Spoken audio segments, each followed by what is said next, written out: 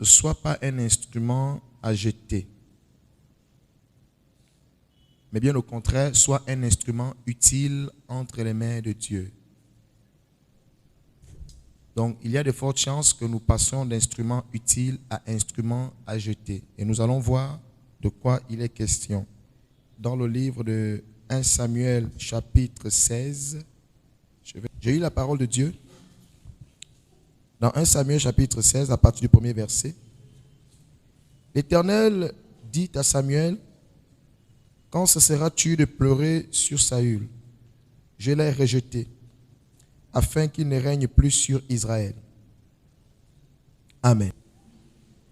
Alors, nous venons de lire dans la parole de Dieu que Dieu a dit à Samuel, « Cesse de pleurer au sujet de Saül. » Amen, amen.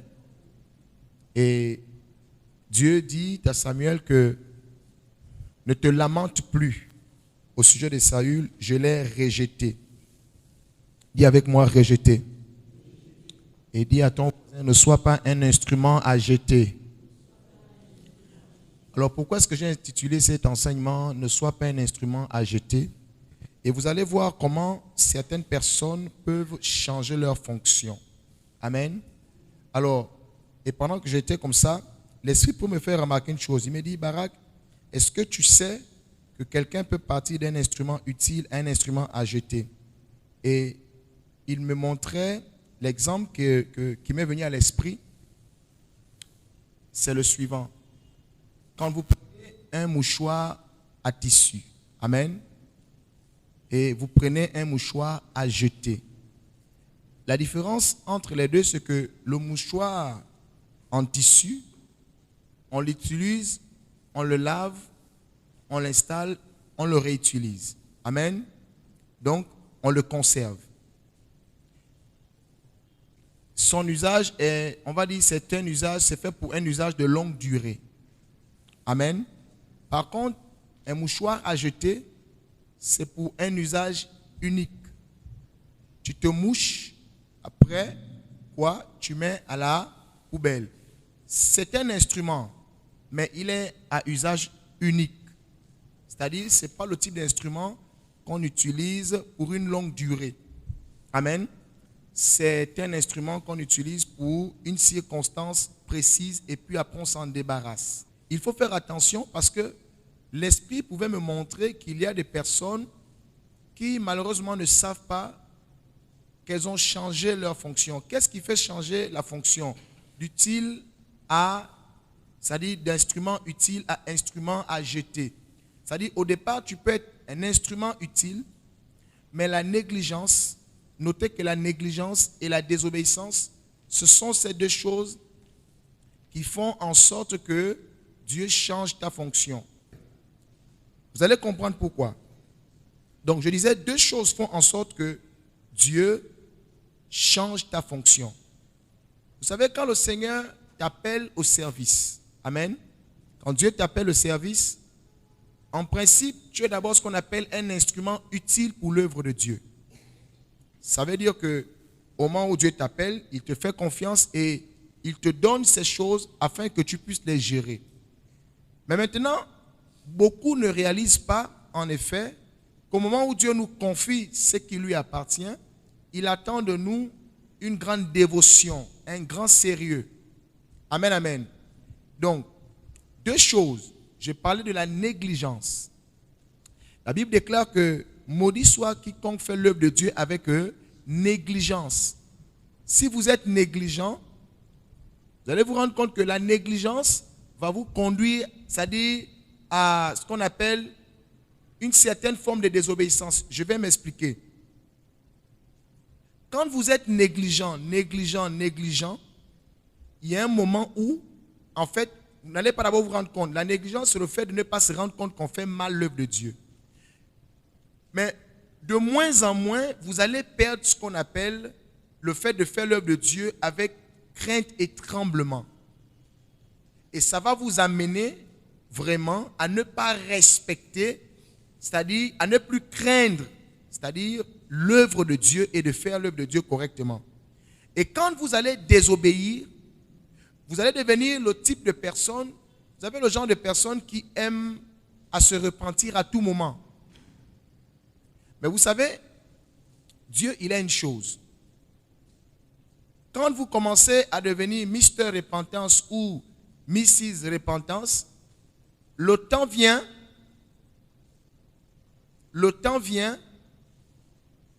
où vous allez vous rendre compte que vous allez commettre une faute là et vous ne saurez pas que c'est cette faute, c'est à partir de cette faute que Dieu vous a rejeté. Donc, pour Dieu, il change votre fonction. Amen. On va rapidement lire, c'est pour vous aider à comprendre, et puis après on va développer. Je ne serai pas long. On va regarder 1 Samuel 15. 1 Samuel 15. Le verset 3. Je vais lire juste quelques versets rapidement pour vous aider. Donc, 1 Samuel 15, je vais lire le verset 3. Mais si vous voulez bien comprendre, vous pouvez lire tout le chapitre. Il est écrit, bon, on va lire à partir du premier verset parce que c'est quand même intéressant.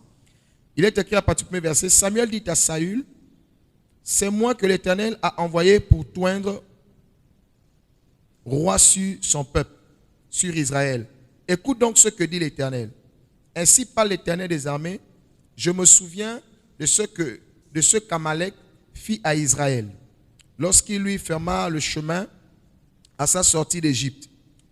Verset 3, va maintenant, frappe Amalek et dévouer par interdit tout ce qui lui appartient. Tu ne l'épargneras point et tu feras mourir hommes et femmes, enfants et nourrissons, bœufs et brebis, chameaux et ânes. Amen. Allons-y directement au verset 9.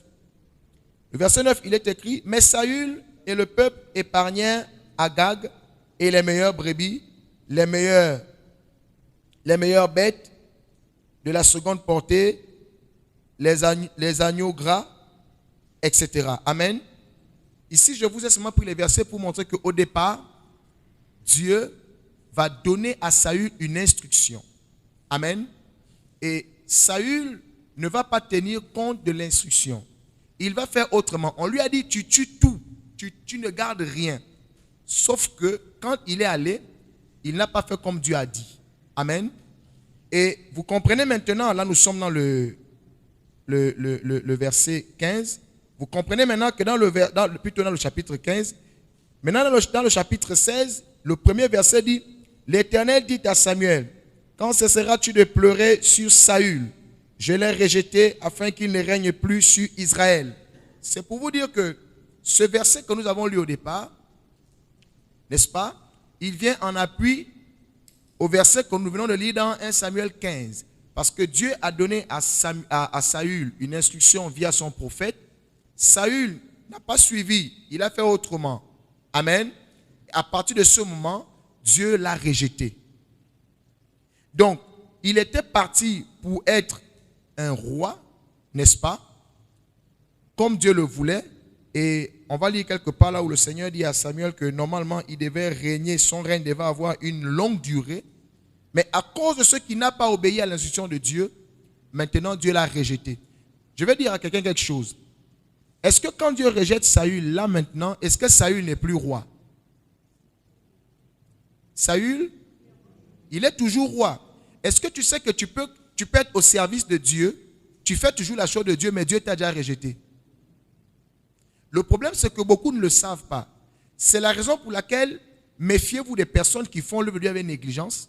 Méfiez-vous des personnes qui, pendant qu'elles servent le Seigneur, elles marchent dans la désobéissance. Et le Seigneur, pour me dire, Barak, dit à ce peuple, il y a des gens qui me servent, mais je les ai déjà rejetés. Tout comme j'ai rejeté Saül, mais il était toujours roi. Donc, il est passé d'instrument utile à instrument inutile. Amen, amen. Et comprenez, par exemple, au verset 1 Samuel 15, au chapitre 15, le verset 24, il est écrit, alors Saül dit à Samuel, j'ai péché car j'ai transgressé l'ordre de l'Éternel et je n'ai pas obéi à tes paroles. Je craignais le peuple et j'ai écouté sa voix. Et maintenant je te prie, pardonne mon péché, reviens avec moi et je me prosternerai devant l'Éternel. Samuel dit à Saül, je ne retournerai point avec toi, car tu as rejeté la parole de l'Éternel et l'Éternel te rejette afin que tu ne sois plus roi sur Israël. Est-ce que Saül ne s'est pas repenti? Est-ce que tu sais que il y a un moment, même ta repentance ne peut pas amener Dieu à te faire encore confiance dans le service. Dieu peut, par ta repentance, sauver ton âme.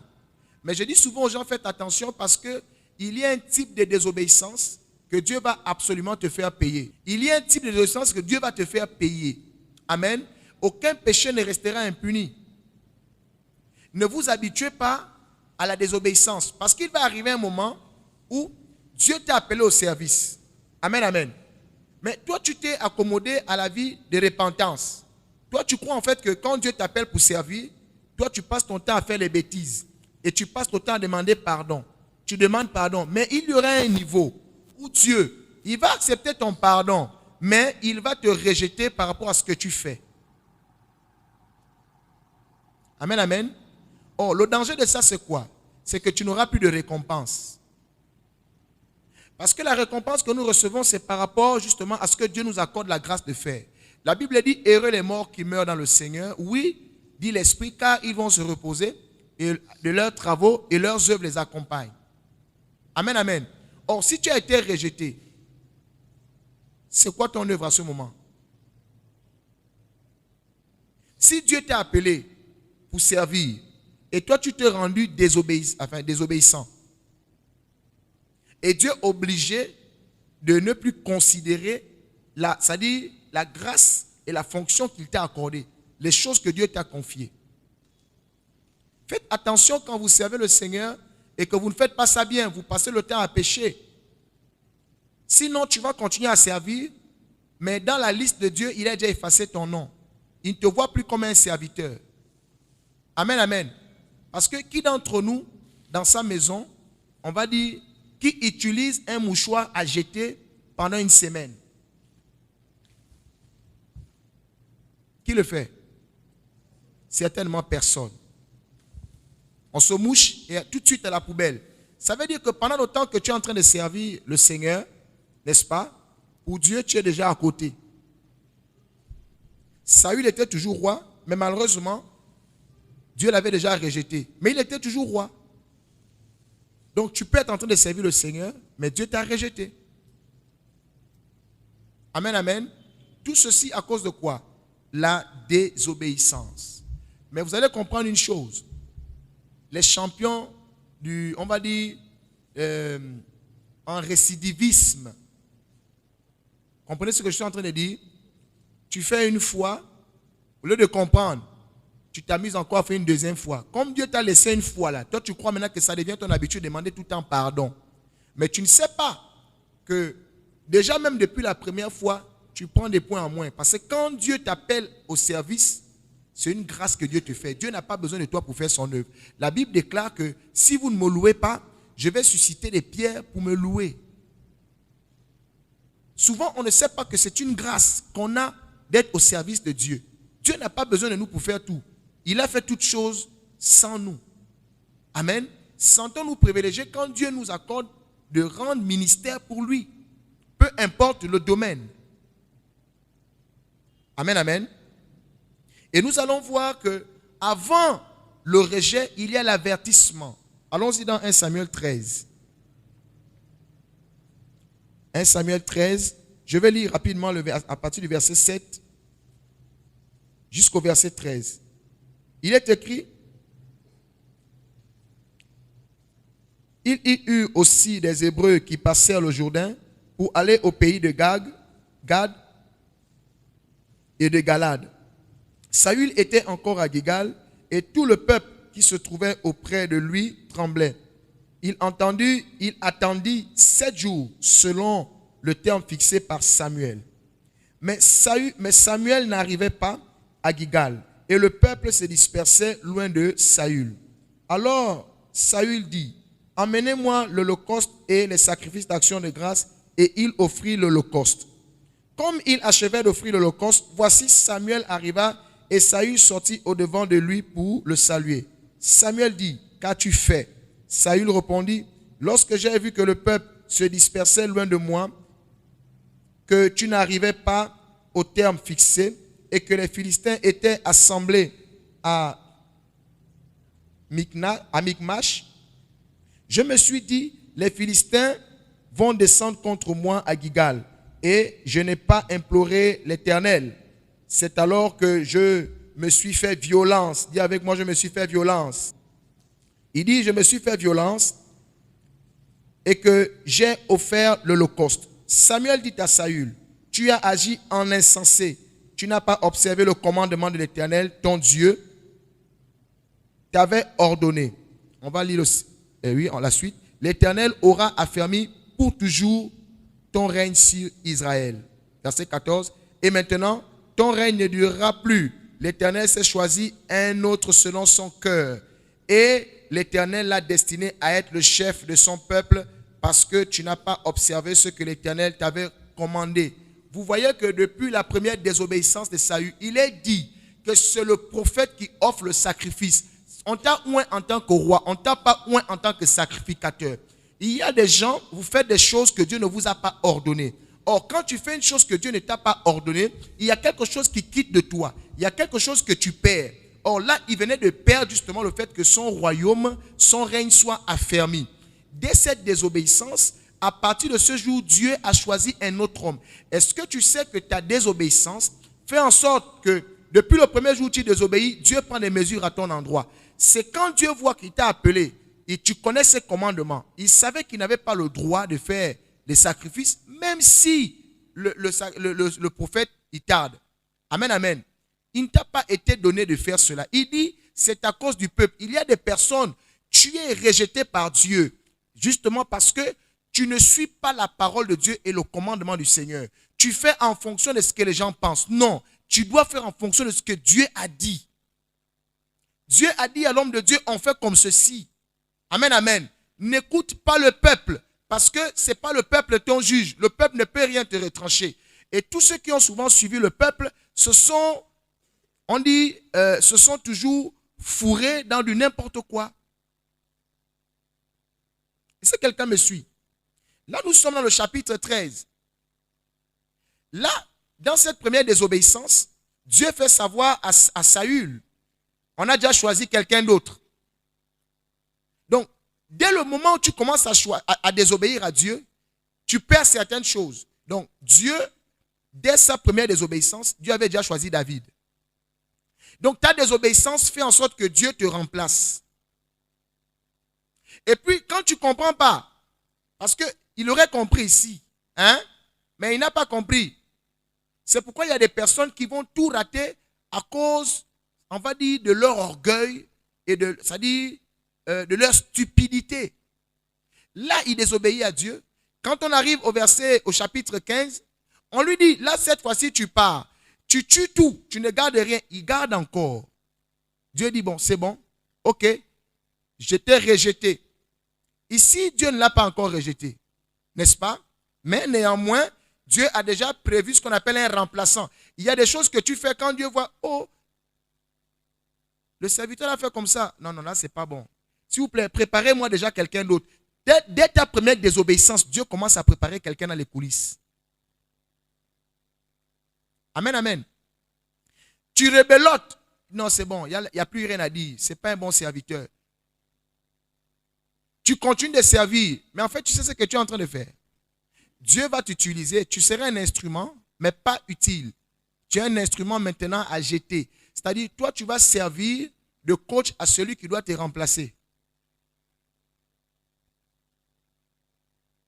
C'est pourquoi il y a des gens qui disent, et pourtant je sers le Seigneur, et pourtant je sers le Seigneur. Mais vous savez, la Bible déclare que l'ignorance conduit à la mort.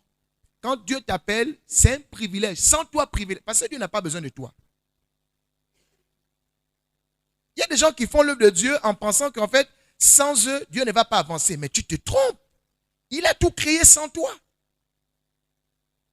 Si Dieu ne t'appelle pas, là tu peux te lamenter.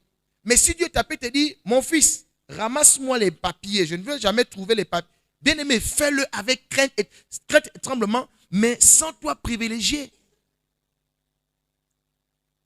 Dès le moment, la première fois que tu désobéis, Dieu cherche déjà quelqu'un d'autre. Parce que Dieu ne veut pas échouer. Quand Adam a échoué, heureusement l'agneau a été immolé avant. Parce que Dieu savait déjà que non, Adam là, il va me faire quelque chose. Donc, lui-même, il s'était déjà préparé pour venir accomplir l'affaire de sauver l'homme. Est-ce que vous comprenez? C'est pourquoi Jésus vient. Parce qu'il est l'offrande parfaite. Donc, beaucoup là, ils servent le Seigneur. En fait, ils sont justement, on appelle, ce sont des personnes dont Dieu se sert pour éduquer ceux qui doivent les remplacer. Faites attention à vous mettre avec des personnes qui marchent dans l'impiété, la désobéissance. Vous allez devenir complices car les mauvaises compagnies corrompent les bonnes mœurs. Si tu vois un frère qui ne se comporte pas bien, il est absentéiste, il est murmureur, il est calomniateur, il est grincheux, éloigne-toi de lui. Sinon, sa mauvaise attitude va te contaminer. Et le temps vient où tu vas commencer peu à peu, soit tu vas te dire, bon, tu joues au bon samaritain, mais en fait, tu ne sais pas que tu deviens complice. Parce que rien ne te dit que Dieu approuve sa conduite. Si tu ne peux rien faire pour ce frère-là, éloigne-toi. Si Élie avait eu, on va dire la force, il avait compris, il devait réprimander ses fils. Mais il n'a rien dit. Ça ne veut pas dire que lui-même il avait un problème. Mais le fait qu'il ne réprimande pas ses fils, il a laissé et la faute de ses fils est venue sur lui. Et Dieu a envoyé un prophète venir parler à Élie. Amen, amen. Et à partir de ce moment, on voit bien que le Seigneur a dit à Élie, c'est fini, moi, c'est bon. Et c'est pour cette raison que Dieu va susciter Samuel. En fait, je vais vous dire une chose, c'est que la stérilité de Anne était due à la mauvaise conduite des fils d'Élie. Donc, Dieu a choisi, il a regardé dans le peuple, une femme qu'il allait choisir, n'est-ce pas, et de qui devait naître son prophète. Amen, amen. C'est pourquoi parfois, tu peux vivre certaines situations, peut-être que tu es la pièce maîtresse préparée par Dieu, sauf que il fallait que cet enfant soit particulier. Amen, amen. Et c'est comme ça, Dieu, quand Anne se rend compte qu'elle est stérile, mais la Bible dit que c'est Dieu qui l'a rendue stérile. Amen. Et quand elle va faire à Dieu le vœu, en fait, c'est Dieu qui a mis ça dans son cœur. Mais qui va dire à Anne, va en paix, ton Dieu t'exauce. C'est le même Élie qui est déjà rejeté. Donc, même quand tu es déjà rejeté, amen, avant que tu ne sois la poubelle, Dieu va t'utiliser pour que tu aides celui qui est bon à atteindre l'objectif de Dieu. Donc, Élie a aidé à Anne à enfanter Samuel qui devait le remplacer. Demande à ton voisin, toi tu aides qui pour qu'on te remplace?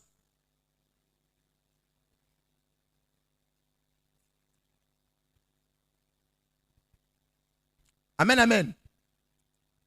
Et c'est comme ça, vous voyez que, je disais tout à l'heure, faites attention. On ne sert pas Dieu avec la négligence.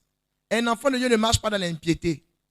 Quand tu n'es pas encore appelé au service, alléluia, tu as le temps de tomber, te relever, tomber, te relever, tomber, te relever. Amen. Mais si Dieu t'appelle au service, il faut savoir que Dieu a un regard pointu sur ta vie. Tu commences à être négligent. La négligence est une preuve de désobéissance.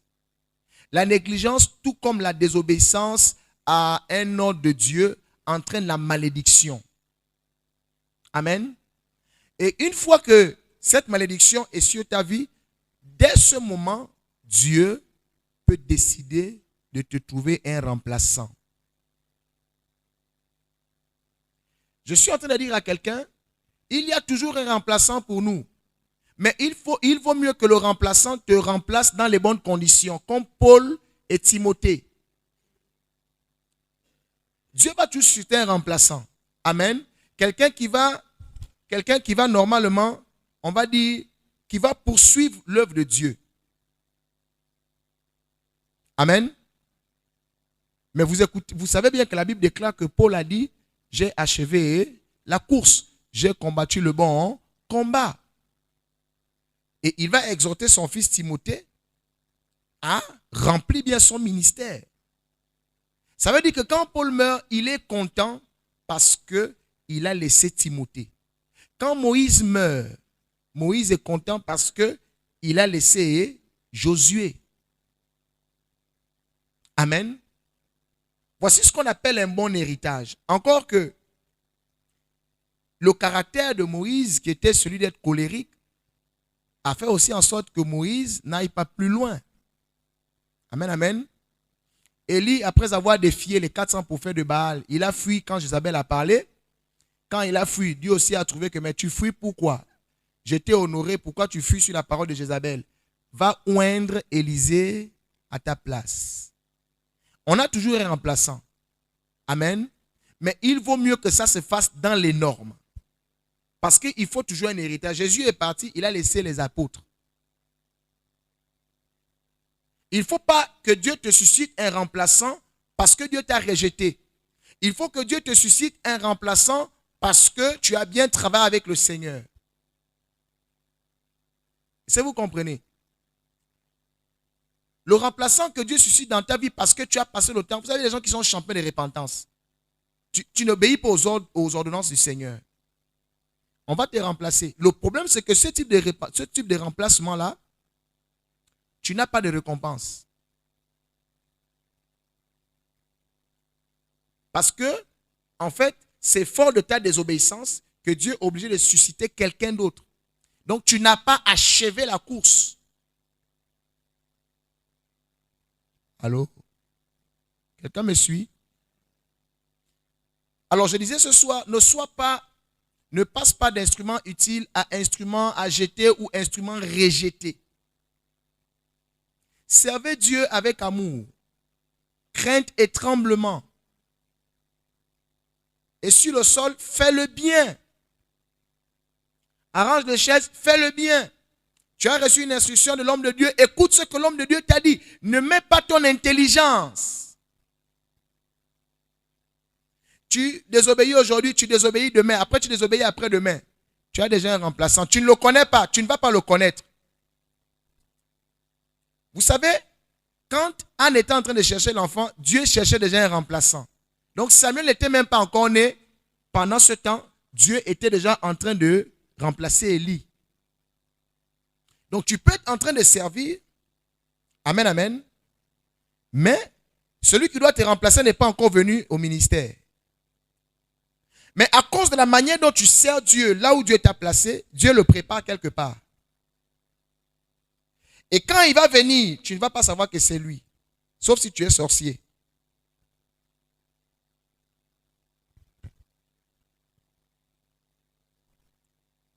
Quelqu'un est étonné?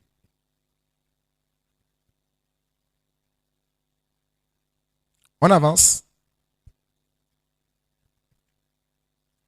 Comme je vous disais, je n'allais pas être long. Le Seigneur m'a dit de vous dire, si Dieu te suscite un remplaçant, il faut que ce soit un bon et fidèle serviteur. Quelqu'un qui a été à ton école, qui a tout appris de toi. Et au moment où tu auras terminé ta part de contrat, Dieu suscite ton disciple pour continuer ton œuvre. Dans l'église, on ne voit plus des personnes engendrer des disciples. Tu peux, si tu es au protocole, tu peux engendrer des disciples au protocole. Tu es à l'intercession, tu dois engendrer des disciples à l'intercession. Mais tu dois les engendrer de la bonne manière, pas parce que tu es désobéissant. Parce qu'il n'y a que celui qui a exercé la fonction qui peut enseigner à ceux qui arrivent. Mais qu'est-ce qu'on constate? Personne n'engendre personne. Et c'est ce qui fait en sorte que Beaucoup se disent, mais je sers le Seigneur depuis, je ne vois rien. Tu ne vas rien voir. Tu vas même mourir, tu ne seras pas sauvé. Parce que Dieu a vu que dans ta conduite, depuis le premier jour où Dieu t'a appelé à son service, tu as marché dans l'iniquité. Tu parles mal, tu murmures, tu pèches, tu désobéis, mais volontairement. Hein? Tu connais la parole de Dieu, tu connais l'instruction de Dieu. Dieu, par rapport au service, comme il veut que son œuvre soit parfaite, il a déjà fait demande d'offre, offre d'emploi à son service. Il regarde dans sa sphère, il dit, j'ai besoin d'un intercesseur. J'ai besoin de quelqu'un qui va faire telle chose. Et c'est comme ça, vous voyez, en œuvre, au fur jusqu'à ce que Dieu trouve.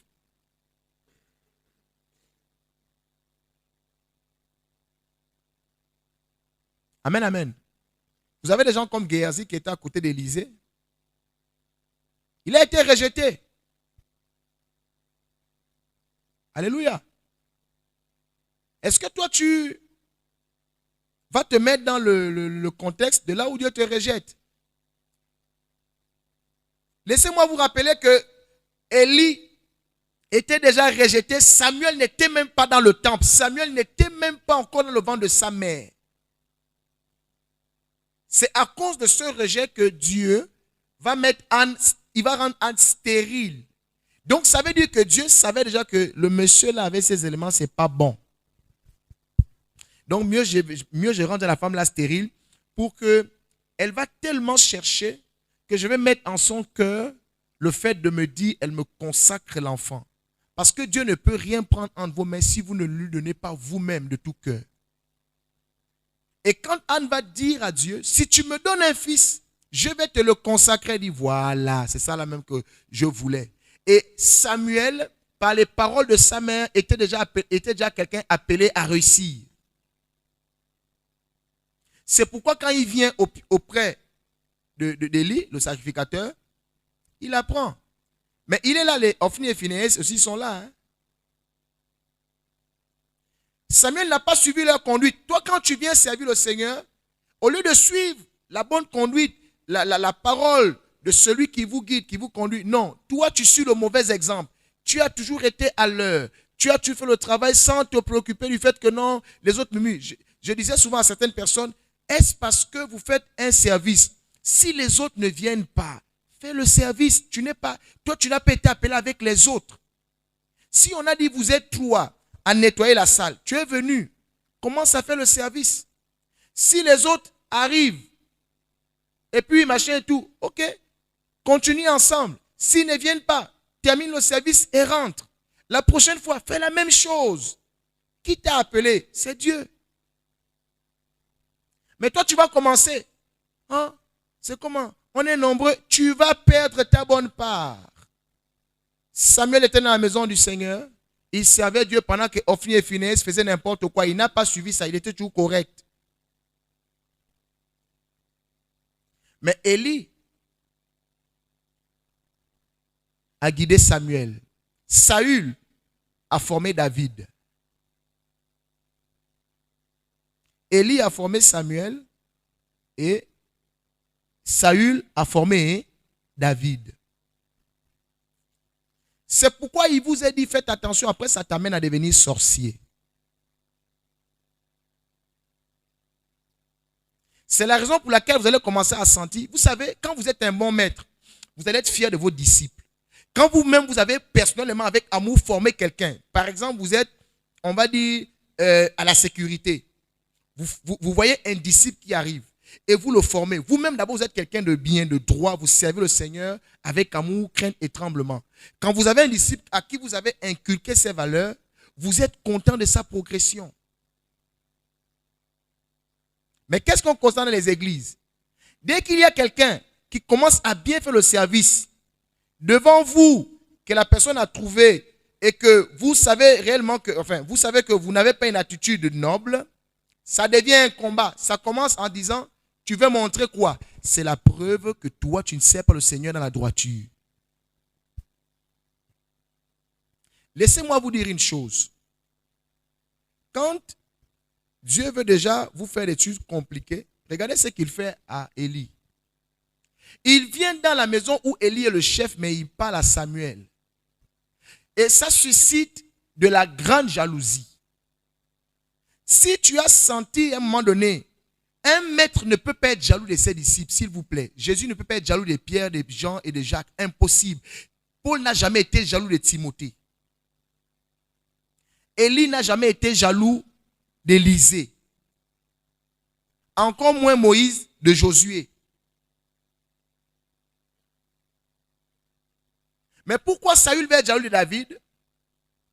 Et que Élie va venir trouver Samuel, qui est sacrificateur normalement dans la maison.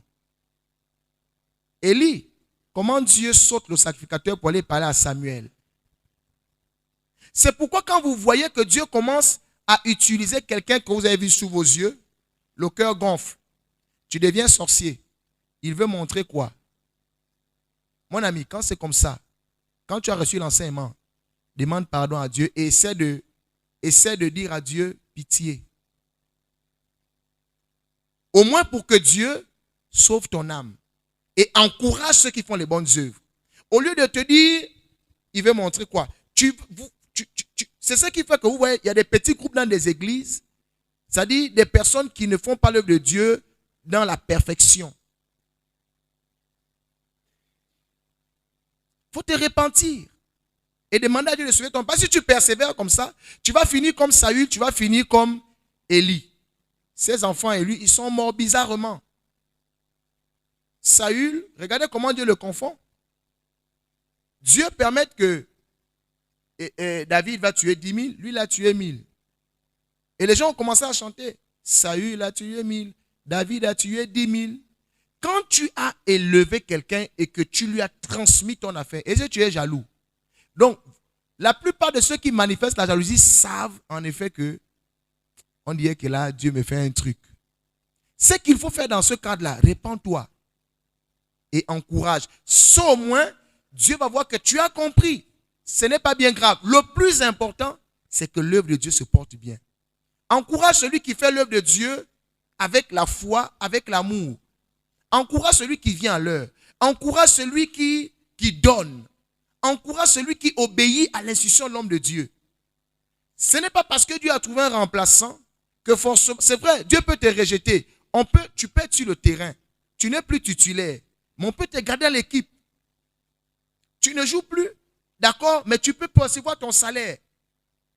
Tu peux utiliser justement tes fautes, tes erreurs, pour dire à celui qui est en train de marcher, à celui qui est en train de bien faire, que vraiment, et tu pries pour lui. Et Dieu doit avoir le secret que tu pries pour cette personne. Est-ce que vous comprenez? Et c'est ce qui va mener Dieu certainement à, on va dire, il est un Dieu de miséricorde. Je ne commande pas Dieu, je ne peux pas prédire ici ce que Dieu va dire, n'est-ce pas? Mais je suis sûr d'une chose, si moi en tant qu'un homme, si je te vois avoir un tel comportement noble, qu'est-ce que je vais faire? Je me dis, bon, je l'ai rejeté, il ne va plus certainement discuter des grands matchs, mais on va le garder dans l'équipe.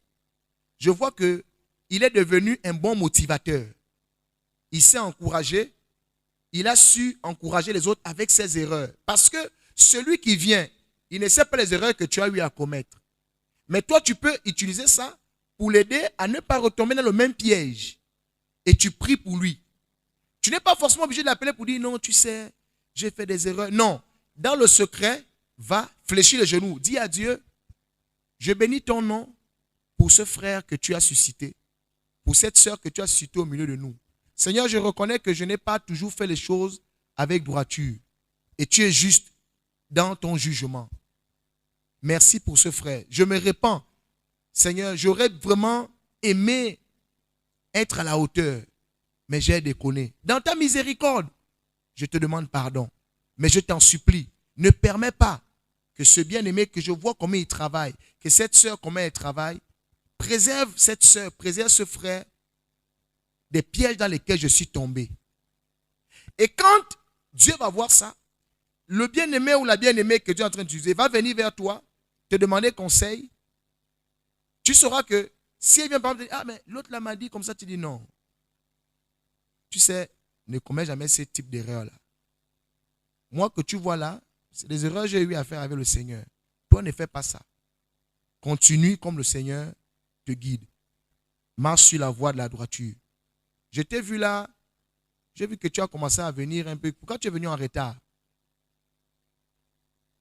Bon, c'est parce que, bon, la dernière fois, l'autre m'a dit que non, je connais que tu es quelqu'un de très assidu. Ne fais pas cette erreur. Tu sais ce que je te dis là? Moi, je suis tombé dans le piège. Mais je crois Dieu dans sa miséricorde que Dieu sait comment il gère la chose. Recommence à faire l'œuvre de Dieu comme Dieu t'a appelé à faire. N'écoute pas écoute ce que l'homme de Dieu te dit, écoute ce que la parole de Dieu te dit. Amen, amen. Et en faisant ça, je suis sûr que Dieu va te faire grâce. Mais quand vous observez, c'est parce qu'on retourne les assemblées. C'est des clashs. Il veut venir prendre la place de qui? C'est ta place par rapport à quoi? Et c'est ton œuvre. C'est comme ça, Saül est devenu sorcier. Il est parti d'homme ouin à sorcier. Après avoir reçu l'onction de Samuel, voyant que Dieu l'a rejeté, il s'est retrouvé sur la nécromancienne. Quand tu vois maintenant, quand ça te dépasse, tu veux maintenant aussi faire tout pour montrer que non, je ne suis pas éteint, je ne suis pas machin. Tu vas aller demander ce qu'il ne faut pas. Tu vas aller toucher le fétiche. Tu vas retrouver un groupe de sorciers pour que toi aussi tu dises que non, Dieu aussi te permet de voir. Tu vas maintenant venir faire la concurrence dans la chose de Dieu. Alors que Dieu t'avait choisi avant. Amen, amen. Ne deviens pas un instrument à jeter quand Dieu t'a appelé à être un instrument utile. Et si Dieu doit te susciter un remplaçant, un disciple, il faut que Dieu le suscite à tes côtés parce que Dieu est fier de ton travail. Si tu travailles bien, automatiquement Dieu aussi va t'envoyer quelqu'un. Amen. Ce sera pour t'épauler dans ton travail. Ce sera pour que tu transmettes à cette personne des valeurs que tu as reçues de Dieu. Et tu vas la former. Combien parmi vous avez formé des gens? Vous avez formé qui? Ce qu'on trouve, quand je parle de vous, je parle de l'église, corps du Christ. Je parle des assemblées. On ne trouve plus des gens qui font. Tu ne vas pas trouver. C'est vrai, il y en a qui font. Mais il est difficile qu'un intercesseur te montre que j'ai formé notre intercesseur. Parce que quand tu as bien servi Dieu dans l'intercession, tu as bien servi Dieu dans le domaine où Dieu t'a placé, tu sauras reconnaître en un disciple, même avant que l'homme de Dieu ne dise, Dieu va te parler à toi pour te dire, telle personne-là, c'est quelqu'un que j'ai appelé aussi dans ton ministère. Et tu vas te mettre à prier, Dieu va te confirmer. Donc quand l'homme de Dieu va dire, Dieu t'avait déjà dit parce que tu es correct avec Dieu. Mais quand tu n'es pas correct, Dieu ne va pas te dire. Il va dire à l'homme de Dieu. C'est pourquoi quand il ne te dit pas et que tu vois que la personne est dans le service avec toi, dans le même département, tu commences à sentir que, tu deviens jaloux. De jaloux à sorcier. C'est pourquoi vous voyez l'œuvre de Dieu ne progresse pas. Mais le Seigneur m'envoie vous dire, Dieu est miséricordieux. Si tu connais le Dieu compris, il est un père. Si Dieu a déjà suscité quelqu'un et que tu reconnais que tu n'as pas été correct, rends-toi utile quand même en faisant en sorte que tes expériences, tes manquements soient une valeur pour celui que Dieu est en train d'utiliser puissamment. Prie pour lui, accompagne-le et l'amour de Dieu dans ton cœur va te sauver. Est-ce qu'on peut acclamer le Seigneur? Vous désirez regarder d'autres vidéos et enseignements de l'apôtre Barak Israël, rendez-vous sur notre chaîne YouTube Onction Ministry TV. N'oubliez pas de liker, de laisser un commentaire et surtout de vous abonner et d'activer la cloche de notification afin de ne rater aucune de nos nouvelles vidéos. Et si vous êtes à Libreville et que vous souhaitez participer aux enseignements, c'est tous les jeudis dès 18h30 et les dimanches dès 10h30 à Onction Ministry 6 au PK8 en face du marché Banane à côté de la pharmacie Saint-Esprit. Appelez ou écrivez via WhatsApp au numéro suivant pour toute autre information 074 73 12 40. 48 et le 066 51 49 22. Que Dieu vous bénisse. C'était votre frère Samuel Josué Israël.